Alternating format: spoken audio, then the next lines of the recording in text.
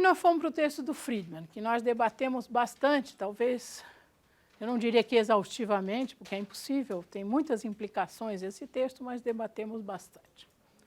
Então, o Friedman estava preocupado com a definição de economia, ou do método da economia positiva, que incorporasse a questão em que fosse enfrentada a crítica frequentemente feita à teoria econômica, que é a crítica de falta de realismo dos seus pressupostos, em vários campos, por exemplo, na teoria da firma. Bom, aí a gente entrou nos temas do debate atual e começou com retórica. Então, interessantemente, o Friedman, o final da segunda parte, junta com o começo da terceira, nesse aspecto. Friedman foi influenciado pelo pragmatismo, né? A retórica, o pessoal desse programa de pesquisa foi influenciado por um desenvolvimento disso, um desdobramento disso que foi o neopragmatismo. O programa de pesquisas retórica foi, desde o início, se definiu como um programa multidisciplinar, né, na economia, mas também envolvendo, inclusive, a literatura, os estudos de comunicação, né, uma área de comunicação.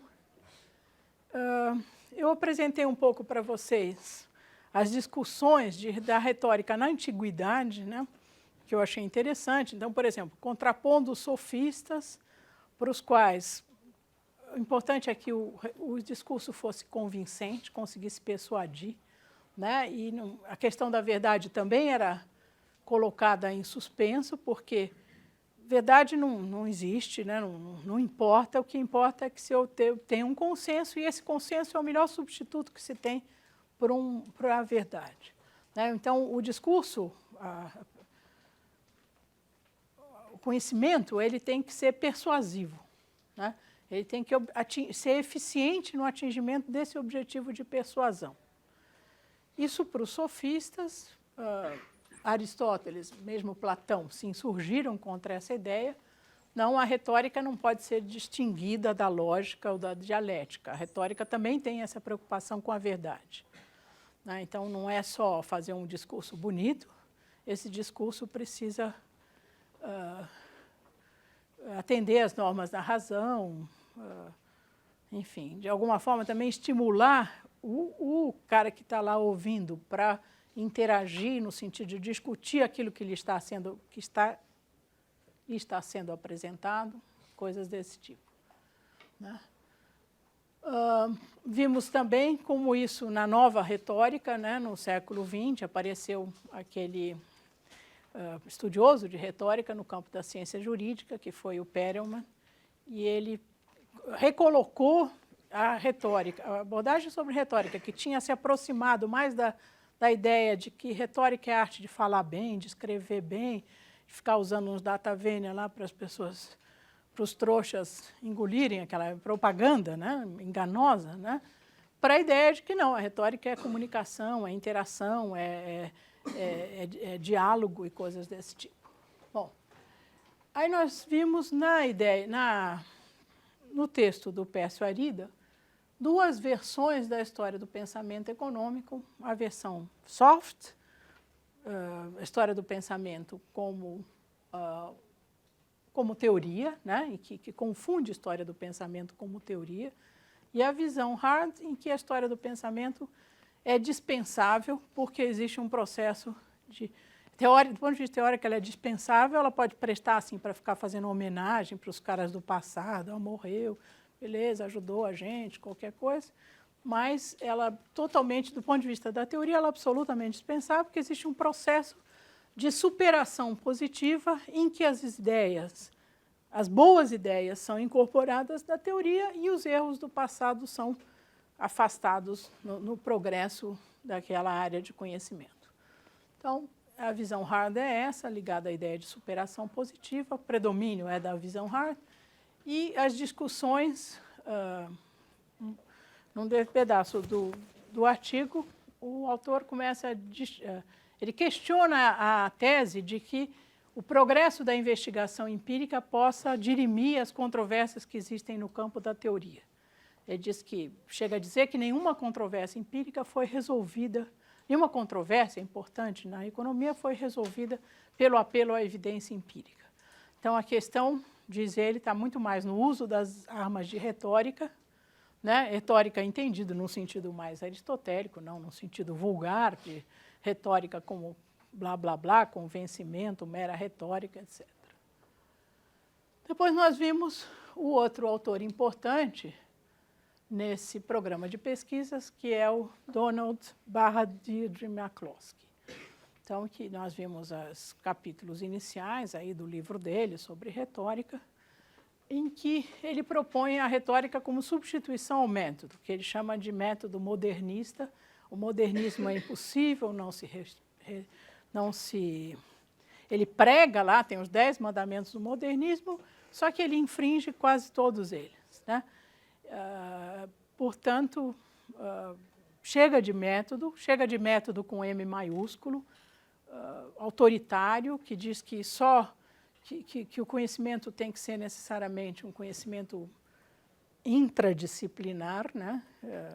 Não pode ter ligação com a literatura ou com a história, com outros campos do conhecimento, e que é uma pessoa que na verdade, frustra, impede o avanço da investigação naquele campo, né? Então, o Friedman prega uma coisa, mas faz outra, e ótimo que ele faça outra.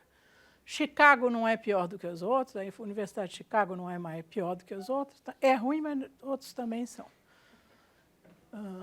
Enfim, todas aquelas coisas que a gente contou um pouquinho da vida, da biografia da McCloskey, porque senão, ela ficou 20 anos e depois foi expulsa. E aí a discussão era assim, tem versões diferentes. Ela conta que foi incompatibilidade de gênios com Stigler, justamente, que era muito autoritário e que as coisas tinham que ser daquele jeito ou não eram, né? Ela saiu de lá e foi para a Universidade de Iowa, uma universidadezinha pequena, né, no interior dos Estados Unidos. E também correu uma versão que ele teria assediado uma aluna e uma outra coisa muito mais ligada a comportamento. Isso, bom, coisas por aí. É só entrar na internet, a pessoa mais aberta em matéria de internet tem várias coisas que conta. E que, do ponto de vista da McCloskey, a vida pessoal e a vida acadêmica não são dissociáveis. Você precisa entender a vida pessoal, né? Então, por isso que é tão aberta. Retórica, segundo essa perspectiva da McCloskey, mas não de todo mundo que está ligado a esse programa de pesquisa, ela não trata da verdade. Verdade é uma quinta roda, não é a preocupação, e sim e sobretudo verdade com V maiúsculo, e sim da conversação, como é que se interage dentro de um campo qualquer do conhecimento, por exemplo. Então, tem os 3 níveis em que o movimento de construção de uma teoria qualquer, de uma ciência qualquer, são conduzidos. O nível superior é o nível da conversa civilizada, ou da Sprache, que, beleza, a conversa civilizada é um ideal de conversação, ele deve ser mantido como ideal.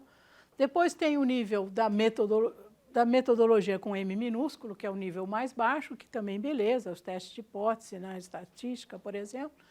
E tem o nível da metodologia com M maiúsculo, esse sim precisa ser enfrentado porque é inadequado, precisa ser substituído pela retórica.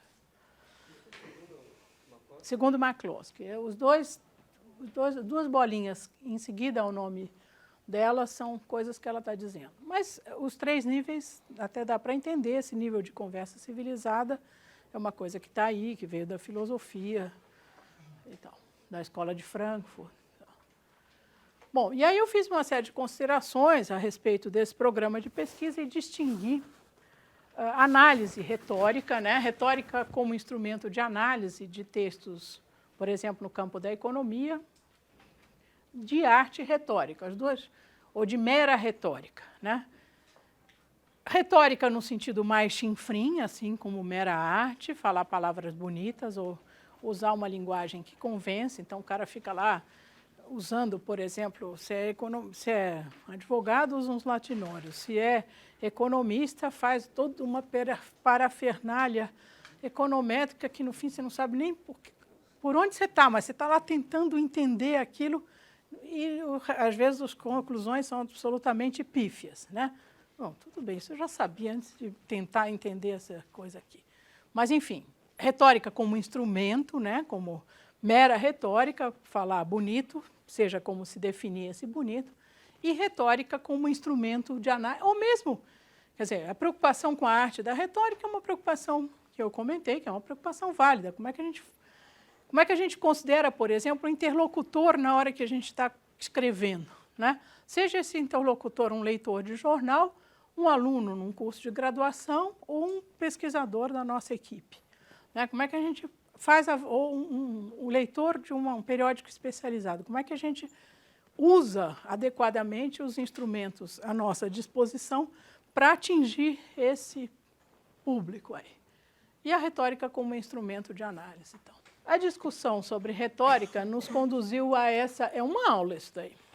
Nessa aula a gente discutiu o realismo das teorias, se o realismo é um componente necessário de uma teoria, até que ponto, em que medida, de que forma é um componente necessário. Eu até pus no Erudito para vocês um artiguinho que saiu na Folha, se não me engano, do Marcelo Gleiser, falando sobre realismo, que é bem legal. E aí a discussão do realismo, que se seguiu ao debate sobre retórica, está muito associada à questão do pluralismo. Então, a gente contou, primeiro, da tentativa desse autor, chamado Caldwell, Bruce Caldwell, a respeito de montar um algoritmo para a gente poder escolher teorias, para avaliar e escolher teorias. E a dificuldade que ele encontrou na hora que ele tentou reunir quais eram os... Se vocês se lembrarem, a gente começou essa aula perguntando para vocês que critérios vocês achavam importantes que uma teoria exibisse, né? Fez esse consenso. Então, tentou reproduzir, mais ou menos, simular aquilo que o Caldwell fez. Na hora que ele chegou aos critérios, e ele supôs assim, bom, então, já chegamos a um consenso sobre os critérios, como que a gente operacionaliza, como é possível operacionalizar esses critérios? Outra dificuldade. E mesmo que a gente conseguisse isso, como a gente consegue construir um algoritmo ponderando os valores relativos de cada critério? Enfim, não conseguiu.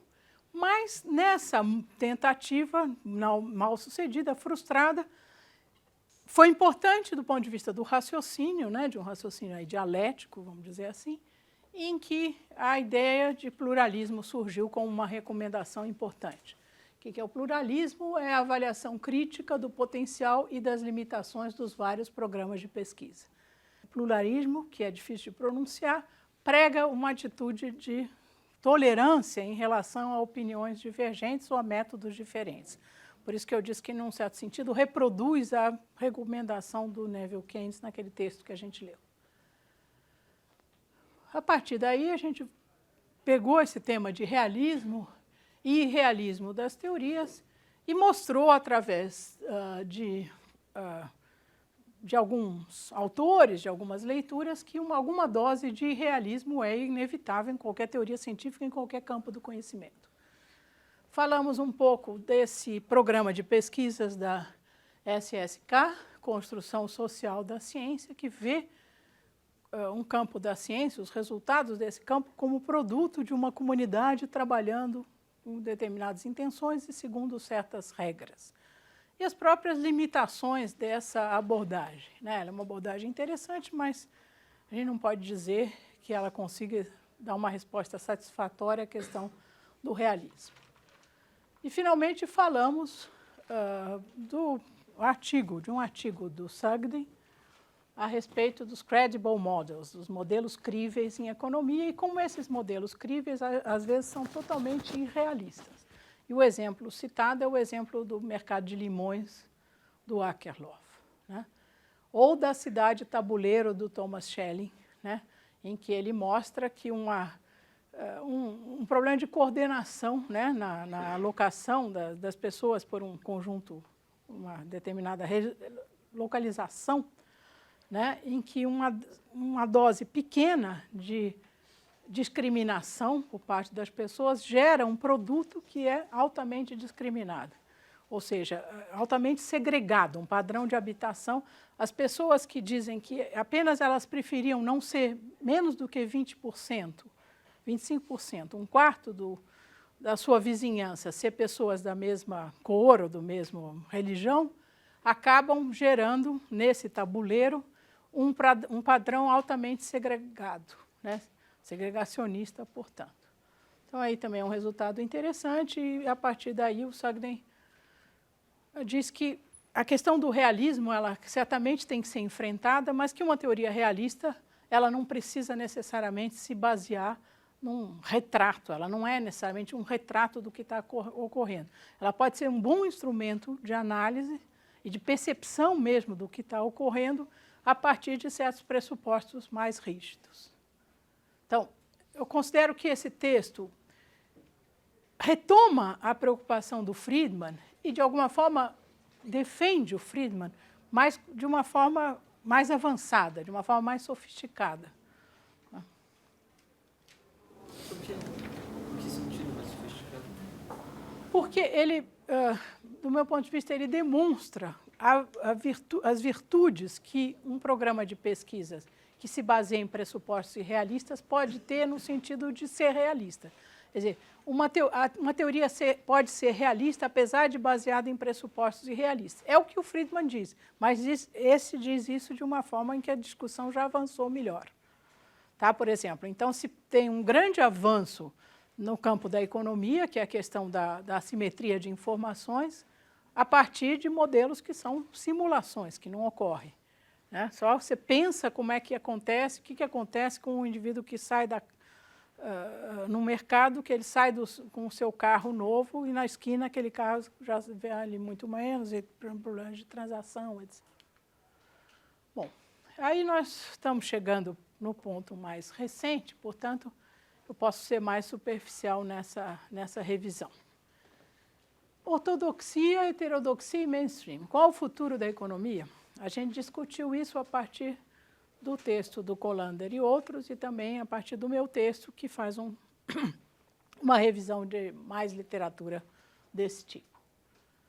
Então, no texto do Colander, a gente tem muito claramente a ideia da fronteira do conhecimento, né, associada à ideia de um mainstream que é capaz de incorporar as mudanças, que está caminhando para frente, né, que está progredindo, né, e esse mainstream vai incorporando, vai dando abertura para visões diferentes daquela visão ortodoxa, convencional. Então, é a elite da profissão, né? Então, os indivíduos de mais prestígio, os economistas de mais prestígio, situados nos centros de mais prestígio, da Ivy League, ou seja, como se defina isso, eles são receptivos, eles são menos bitolados do que os seus próprios discípulos, e são receptivos a novas ideias, desde que elas venham num formato que lhes convença, do ponto de vista eficiente, do ponto de vista retórico. Os autores negam que estejam ocorrendo revoluções do tipo Kuhniana, né, mudanças kuhnianas, revoluções científicas no campo da economia, mas as mudanças são mais graduais, mas elas têm algum tipo de impacto sobre o ensino da economia, embora um impacto absolutamente retardado. Demoram, sei lá, acho que 10 anos para chegar na pós-graduação, mais outros 10, pelo menos, para chegar na graduação. Então, aquilo que a gente está aprendendo hoje, nós, alunos de graduação, é uma versão do que era a fronteira da profissão há 20 anos. Desculpem tê-los desapontado, né? Sempre tem aquela leitura adicional que o professor fala no fim do curso, se eu tivesse tempo, eu ia dizer para vocês lerem, aí a coisa ia ser diferente, mas não é. Bom, o texto também discute os novos temas de fronteira, né? Então ele dá exemplos, economia evolucionária, de ambiente, economia comportamental, estudos de complexidade, etc., aquilo que está acontecendo na fronteira. Bom, e para fazer uma contraposição a esse texto, eu mencionei outros, por exemplo, a ideia do John Davis, de que, quer dizer, que é uma ideia que também o Colander e outros compram, que a ideia é que está havendo um imperialismo reverso, no sentido de que a economia está sendo, de alguma forma, invadida, vamos dizer assim, por avanços na fronteira de outras ciências, como a física ou como a matemática até, ou como a biologia e tal. Então, por exemplo, a economia evolucionária refletiria esse impacto desse imperialismo reverso. E discutir os tais retornos periódicos à ortodoxia. Então, um texto em que cujo autor diz o seguinte: bom, nós estamos vivendo um período pluralista, de fato. O Colander e outros têm razão quando eles dizem que agora o mainstream está muito mais aberto a novidades e tal. Só que isso não vai durar muito tempo. Desculpe desapontá-los, mas volta e meia a gente volta à ortodoxia, que pode não ser igual à ortodoxia anterior, que não será igual, mas que de alguma forma é a ortodoxia. E ele dá, o Wade Hands, ele dá razões de natureza sociológica porque esse retorno à ortodoxia, ele volta. Tá? Então, por aí essa discussão. Aí, finalmente, a gente leu e discutiu esses dois campos do conhecimento que vão contestar a visão neoclássica da questão da escolha e da racionalidade econômica, como da economia comportamental e da economia experimental. Foram as últimas aulas, a gente começou lendo, fez uma abordagem introdutória, depois leu o Nudge, que vocês todos leram, e depois teve mais 2 aulas, né, que foram as 2 últimas. Eu deixei no Erudito um texto meu, um outro texto meu, que eu acho que é bom como uma leitura complementar desse de economia comportamental e economia experimental. Tá? Então, está lá disponível, é simplesinho, facinho, acho eu, facinho de entender, tem umas coisas que vocês já viram, tem coisas que estão no Nudge também, foi escrito antes de eu ter, acho que antes de eu ter lido o Nudge. Bom, finalmente, o que eu faria se eu tivesse mais algumas aulas? Eu gostaria de introduzir um tema aqui, que é a questão de como o campo da ciência, de uma maneira, das ciências, vem se modificando, no sentido de superar o positivismo, e como isso, de alguma forma, tem impactado o trabalho no campo da economia, ou pelo menos deveria impactar, e tem impactado de uma certa maneira. Então, por exemplo, essa superação do positivismo, aquela certeza que os positivistas tinham em relação ao conhecimento, que pode descambar numa coisa de pós-modernismo, que tudo vale, que não tem ciência, que não tem conhecimento, que tudo é uma maneira de dizer, tem um aspecto nocivo, do meu ponto de vista disso, que é uma retirada completa de qualquer possibilidade de conhecimento, tudo é uma forma de ver, tá? Não existe possibilidade de ciência, mas que também tem um aspecto positivo, você olha, nossas certezas ficam abaladas, né? Eu diria que nós estamos num momento em que as nossas certezas sobre aquilo que a gente sabe estão abaladas e que isso é extremamente importante, que é reconhecer que somos ignorantes, que não sabemos muito mais do que sabemos, é uma atitude positiva do ponto de vista da possibilidade de conhecimento. Tem um texto do Popper que eu gosto, escrito depois do livro que a gente leu, em que ele faz uma comparação, ele começa a falar dos objetos da ciência. Então, se não me engano, chama de nuvens a relógios ou de relógios a nuvens. Que é o seguinte, ele fala, olha, durante um certo tempo eu achei que aquilo que a gente pretende conhecer, os objetos do nosso conhecimento, todos tinham um formato de relógio. O que é um relógio? Um negócio cujo mecanismo a gente consegue reconstituir perfeitamente, que a gente consegue, cuja cadeia de causalidades é, em última análise, possível de conhecer, etc. e tal.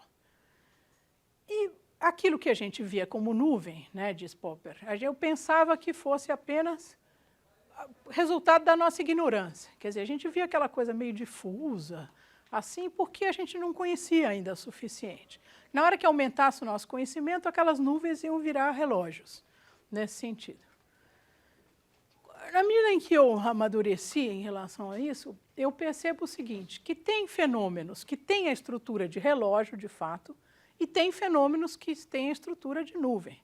Então, tem fenômenos que podem ser constituídos, então, caberiam numa visão de mundo, digamos, newtoniana, no sentido de eu consigo determinar claramente o funcionamento daquele objeto, e tem fenômenos que cuja natureza é difusa, complexa, variável, mutável, e eu, na minha forma de analisar esses fenômenos, eu preciso reconhecer isso. Eu preciso mostrar que, por exemplo, uma nuvem de insetos, eu não consigo determinar exatamente a natureza dessa nuvem.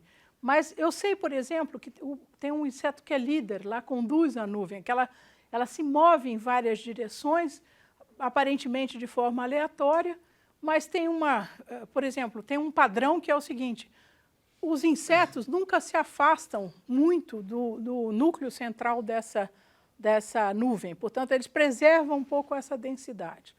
Então, eu tenho que olhar esses fenômenos com lentes diferentes daquelas que eu uso para olhar os relógios, né? E eu tenho que dar espaço para essa questão de, por exemplo, na hora que ensinamentos da física quântica, na hora que eu aumento a precisão com que eu consigo localizar uma partícula, eu perco a dimensão do seu processo de interação com outras, do seu deslocamento. Então, eu melhoro desse ponto de vista e eu perco do outro. Se eu mudar para o outro ponto de vista, eu quero retratar precisamente o deslocamento, o movimento, eu perco também a noção da localização, né? Então, isso é uma noção da física quântica que, de alguma forma, está sendo incorporada em todas as ciências, pelo menos nessa visão aí positivista das ciências, da ciência, que é a questão da complexidade mesmo, tem a ver com a questão da complexidade. E, por exemplo, o tempo passa a ter tem uma importância maior, os fenômenos que envolvem tempo, a mudança. Então, por exemplo, você vai dizer assim, mas a ciência física é mais fácil, porque ali não tem a questão do tempo, nas ciências sociais tem o tempo, tem a história. Bom, tá bom. Vamos dizer que vamos aceitar momentaneamente esse argumento. Mas, poxa, quer dizer, será uma formação geológica não envelhece? Ela envelhece, é claro. Só que a unidade de tempo é diferente e é muito superior à unidade da vida humana, né? Então, nesse sentido, existe uma noção de tempo, existe uma transformação, né? Só que não é a mesma, não com a mesma com a mesma velocidade com que ocorre nas sociedades humanas. Ou talvez porque a gente não esteja enxergando muito as micromudanças que ocorrem naquela formação geológica. Se a gente pegar uma ciência como a química, a questão do tempo é importantíssima. Na hora que a gente consegue juntar dois elementos, eles não se separam mais, não tem volta atrás, né? Então, essa flecha do tempo tem uma importância e precisa ser considerada. Enfim, os processos de interação, qual que é a unidade relevante na ciência, né? Então, numa ciência como a economia, é o agente econômico, é o indivíduo, tá legal. E os processos de interação? Esse indivíduo existe independentemente do seu contexto? Será que não é mais importante considerar o indivíduo participando de um conjunto, né?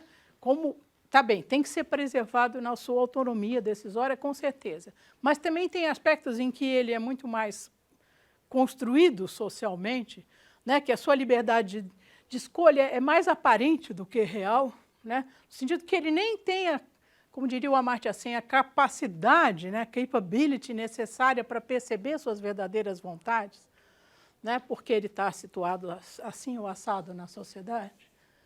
Enfim, se eu tivesse mais tempo, eu dedicaria algum tempo a esse tipo de reflexão que eu acho importante e que poderia encerrar bem um curso como esse. Como eu não tenho esse tempo, nós encerramos de uma forma mais abrupta e talvez menos especulativa, né?